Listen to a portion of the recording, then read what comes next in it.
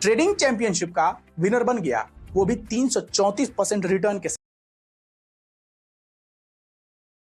और यह पहली बार नहीं था, 1997 में या इससे पहले भी यह ट्रॉफी यह बंदा हासिल कर चुका था। सवाल यह है कि कौन है यह व्यक्ति और क्या खास है इसकी ट्रेडिंग टेक्निक में कि अमेरिका जैसे देश के सारे दिग्गजों को पछाड़ नंबर 1 बन गया। आज सब कुछ डिटेल में जानेंगे, वो भी लाइव चार्ट पर।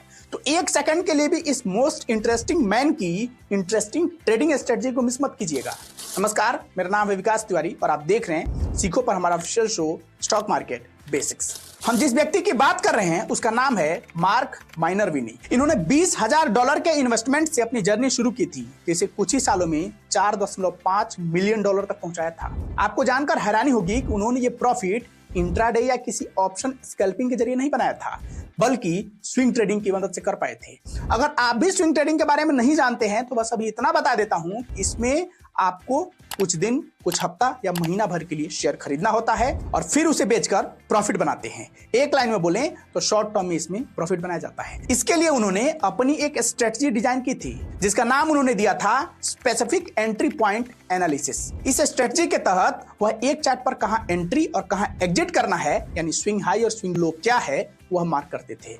जब वह ऐसा करते तो 4 बातों का ध्यान रखते: फंडामेंटल, टेक्निकल, रिस्क मैनेजमेंट और टाइम फ्रेम। टॉप प्रायोरिटी पर उनका ये हमेशा होता था। अब यहाँ सवाल ये है कि ये सब वो कैसे करते थे। चलिए लाइव समझते हैं। वह अभी भी ये मानते हैं कि किसी भी स्टॉक में बड़ा ट्रेंड आने से पहले कुछ दिनों तक कंसोलिडेशन मोड में स्टॉक रहता है। ये चार्ट देख रहे हैं, आप ध्यान से समझिएगा ताकि आपको इनकी बात समझ आ सके। यह स्टॉक 6 से 7 महीने तक एक सर्टेन रेंज में घूमता नजर आ रहा होगा ना।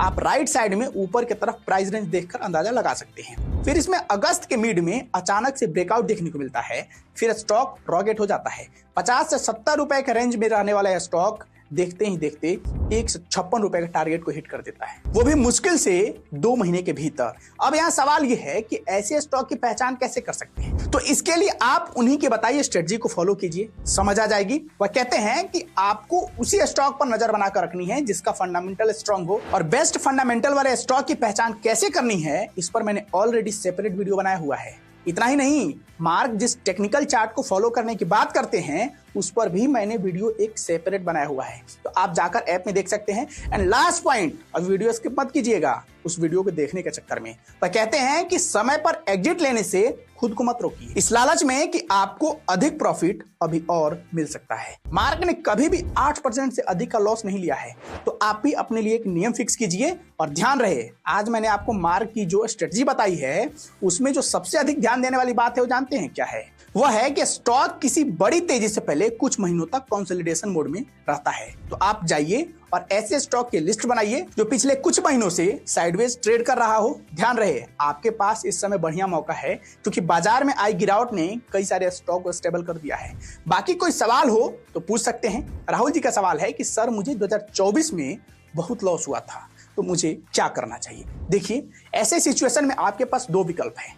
पहला, यह तय कीजिए कि आप जिस सेटअप पर ट्रेड करते थे क्या वह अभी भी भरोसे के काबिल है या नहीं। अगर नहीं है तो उसे चेंज कर दीजिए। और दूसरा, अगर आप किसी के कहने पर ट्रेड करते थे तो खुद से सीखिए और ट्रेड स्टार्ट कीजिए। बाकी आज के लिए इतना ही, मुझे इजाजत दीजिए। मिलते हैं कल नए एपिसोड के साथ।